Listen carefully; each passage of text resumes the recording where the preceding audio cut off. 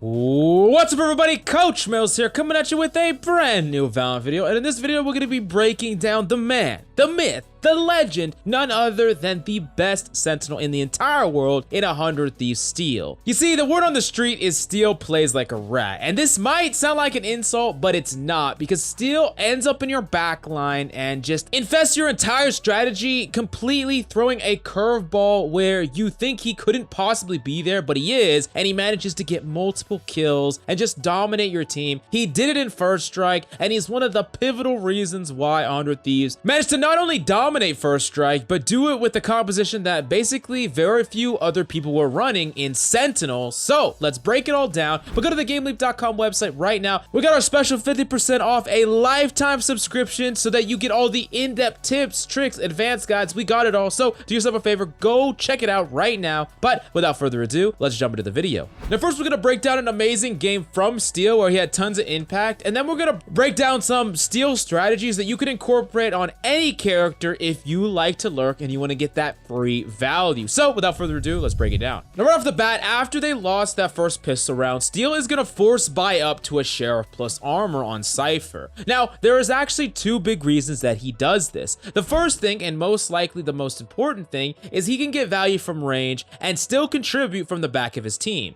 While a duelist can get value forcing something like a Stinger, right? They have to go into the enemy team, but he would put himself in a vulnerable place, and as a Sentinel, he never wants to put himself on the front line, so instead he would much rather buy a Sheriff so that he could contribute from even far away, which is exactly what he does. Now the second thing is also important, and that's just straight up, he is confident in his Sheriff play, and he believes that he can use Sheriff to make a difference. This really shows that if you put the work grinding this prestigious weapon, you can really use it, especially for the characters that like to play in the back of the pack, mainly Sentinels and Controllers, and even Initiators. You can get a lot of value out of good Sheriff play if you just put in the time and effort into grinding this weapon. Now he's gonna throw out his cam in this spot right here, and while he can't see everything, he's going to look around to the top of the smokes to make sure he sees anybody, and he's still gonna attempt to tag that corner to check if anyone's there. Just because you can't see a corner doesn't mean you can't tag them with the actual camera bullet, so that's something that you should be trying to do, especially if there's some sort of LOS blocking it, because if you do find an enemy there, it's basically a free kill because they can't see you, but your teammates can see them. Now he's gonna swing out with his team, and just a crispy counter strafe and a snap to the head gets an easy kill.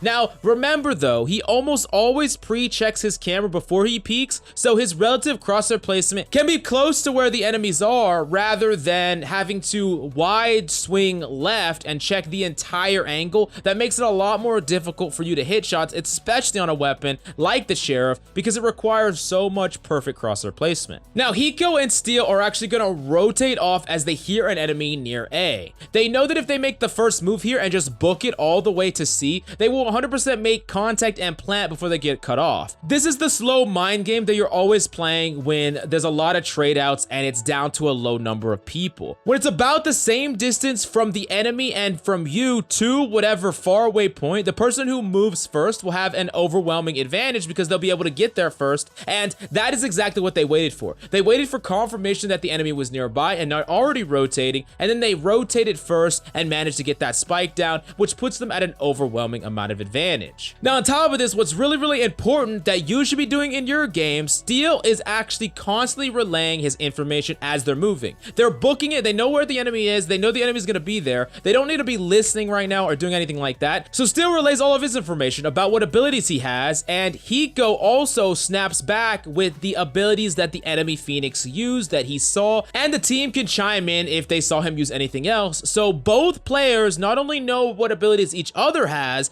but what abilities the enemy has, and you can do this in that downtime period where you're already just rotating to the other side. You already know what you're gonna do, and the enemy is gonna follow suit after you already plant. Now he's gonna trip the flank and he's gonna call it to Hiko so Hiko knows, and he's gonna set up an actual cage right here, right along the right side of default plant box, and it's incredibly common that a Phoenix will push through your own LOS blocker like a smoke or a cypher cage to set up his own flash out of it, because it's really good for a Phoenix to walk into your LOS block and flash out of it. And Steel knows this. He actually tried to counter it by putting a trip inside the cage, but unfortunately he didn't place it in time. Keep this as a big takeaway, especially for enemy duelists that have flashes. It's a really good idea to hide a trip in your cages. Even after you put the cage up, you can then throw the trip inside right afterwards. Enemies that try to push through will get caught and you'll get a free kill. Now, regardless of that working or not, he still takes his time, lines up a simple headshot on the enemy Phoenix that doesn't correctly check default box, and manages to clutch up the round. Now, we mentioned previously that they call Steel a rat, and they don't call him that for nothing. He is the lurk god, and I'm gonna break down a play right here so you really understand why.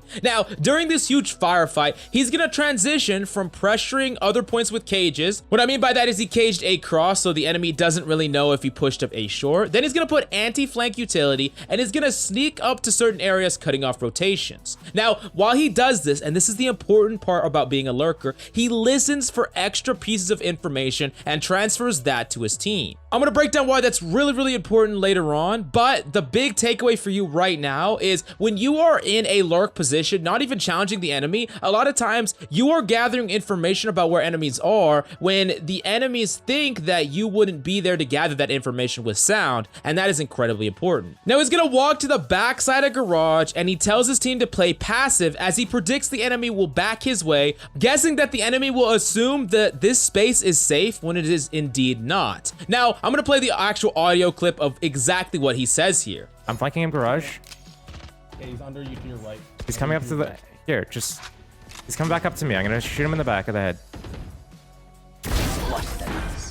He peeked me. You see, this is the real big takeaway for playing like Steel. Steel completely understands the mindset of his enemies. He not only uses the information that he gains that they might not know he has, but he also uses the information that they probably have to make educated guesses about what enemies will do, and a giant percentage of the time, even against top pros, he's correct. This is god tier game sense actualized, and it's one of the big reasons why every single one of his lurks or flanks manages to get value. Now, Steel's gonna show us a normal long A peek cam to check for enemy riflers or offers, and this is the 4 things that he will cycle on, specifically Cypher in general. First, he's gonna either peek long and rotate off. Second, he could peek long and lurk up long. Third, he could cage the cross and rotate off, putting extra pressure on the enemy because there's a chance he's actually pushing short. And the fourth thing he could do is cage the cross and lurk up short. A combination of all 4 of these things will always leave the enemy guessing, and a lot of times enemies won't really know how to peek or what to do because there's a chance that he's lurking up close to you. Like an op could hypothetically wait, they could wait a little bit to peek a little bit later, but there's always a chance that he actually pushed up short. There's a chance that he's really close up long. There's a chance that he's not even there, but you have to play around it because there was a cage on cross. You can constantly see how he's putting extra pressure on enemies because they really don't know what he's doing every given round. Now, after he peeks long A with his camera, he's going to get on the high ground at the back right above on the little ridge, and then he's gonna aim down the sight and peek short, and he's gonna catch 2 enemies trying to challenge here. Now, Steel's 100% gonna take this challenge because not only does he have a Vandal, but he's aiming down the sight and he has the high ground. I'll give him an advantage in this fight, which he converts on with patience and hone mechanics, but it's really important that if you're gonna take a duel like this where you only see the enemy head, you really want to be tapping and not trying to convert on a spray with this really tiny target. Now, next up, as an additional point, I just wanted to point out, he is constantly mixing up where he's putting his trap wires, especially when he's doing anti-flank trap wires. It's important to not simply put them in the same spot every single time because a lot of times enemies can find a way to get around them.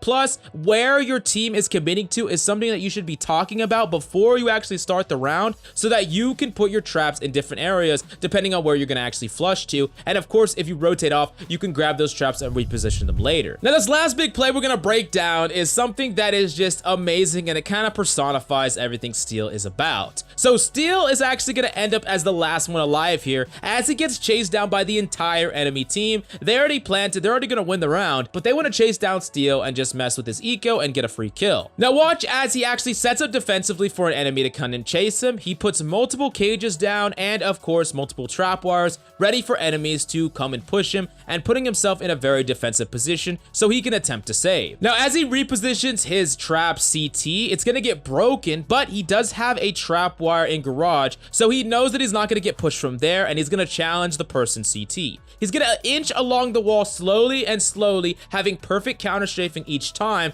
ready for the enemy Phoenix to swing out, and he manages to get a really easy kill on that Phoenix because the Phoenix doesn't really know where to pre-aim to punish Steel here. Now afterwards, he's gonna reset, set up default plant zone, and use his camera to swing off of. Now both enemies are actually gonna be challenging him here. Actually, 3 enemies are gonna be challenging him here, but the important thing that he does is he soft commits to all the enemies here. Remember, as a big takeaway, that you cannot commit to a crouch spray versus 2 enemies that are on different sides of you, because it's not only going to waste all your ammo trying to actually commit to a spray, but it's gonna make you immobile and really easy to punish if you try to spray kill one person and the enemy only has to swing behind you and punish you very easily. Now he's gonna commit to a duel against this Raze, but he's gonna pop the Cypher Cage behind him, so the enemy jet either has to go around, giving him a certain amount of time, or she's gonna push through and he's gonna know she pushes through and he's gonna be able to turn on her. He backs off, snaps onto the Raze in garage, and zones away the enemy Killjoy long. Then, as he hears the Cypher Cage sound cue, he's gonna whip around with his pistol and click the enemy jet's head, who actually swings in the wrong angle. Now, boy, yes, he actually didn't win this round. He still got 3 kills, and in a lost round, that's a ton of free value, messing up the enemy eco, getting him ult charge. It is just an amazing play all around. Now, we saw Steel just absolutely dominate First Strike, so I'm gonna break down the 4 big takeaways from Steel's strategies that you should incorporate not just in Sentinels, but any character if you want to master lurking. The first big takeaway is don't always full on flank for every single lurk. Cutting off rotation, setting up for plays, and most importantly, gathering information that enemies assume you won't have are all things that can really aid your team and create plays that are really easy and unfair.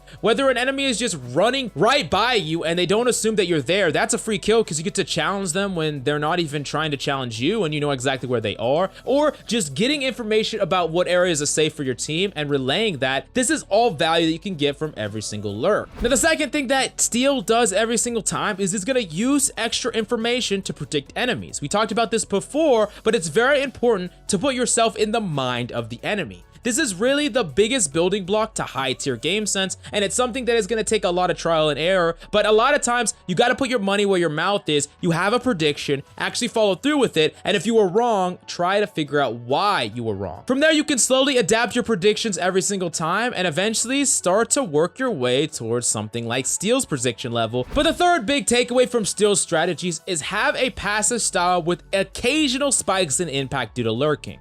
This is a really big one, and this is one that's very important. A lot of times you see people just like push down C long on defense, or they just randomly push out a garage as a lurker. That is not a lurk play. That is a play that needs to be executed with either multiple players or some type of like flash or something like that. Just pushing randomly is not an impactful lurk. And on top of that, a lot of times you should actually be having a really solid passive play style, because then your lurks become even more impactful and less predictable. But finding the line to where you can lurk as much as possible and get these amazing flanks off and not doing it too much to where you become predictable, that's really the balance that you have to learn, and it really can only be achieved through trial and error. Now, the fourth and final takeaway from Steel is space control. What's really important that Steel does is he denies enemies certain areas on the map. This is really obvious when he uses things like Cypher Cage and he uses things like Trapwire to basically block out the areas that enemies couldn't possibly be on, and he always keeps a mental note of where enemies could possibly be in his mind. He knows what areas are not controlled with his utility, and whether he's rotating, pushing, or whatever the case may be, he always has gunplay discipline, especially for the angles that he's not 100% sure he controls that space, and this is something that really allows him to thrive with gunplay and of course with ability use. Now, I hope this really helped you see into exactly what makes Steel tick, but if you have any questions, definitely let me know in the comments down below, and go to the Game Leap website right now for our special $50 off your lifetime subscription. Right now, our special holiday sale is going to set you up so that you can easily climb the ranks of Valorant, so go check it out in the links down below. But I hope you enjoyed the video. That's all I got for you today. See you next time.